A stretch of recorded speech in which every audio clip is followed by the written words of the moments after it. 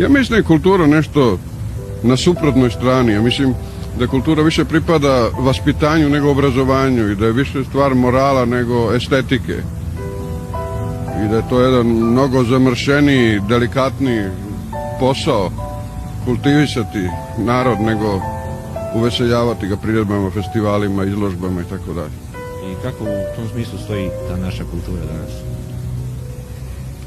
Pa ja mislim tamo gdje se ne primećuje, tamo stoji verovatno mnogo bolje nego tu gdje je najglasnija, najviše zastupljena. Vrlo sam ovako skeptičan na ovu našu oficijalnu kulturni život, za sve manifestacije tog života. Ja verujem da se negde krišom i tajno ostvaruje neki kulturni program koji je mnogo značajniji od ovoga.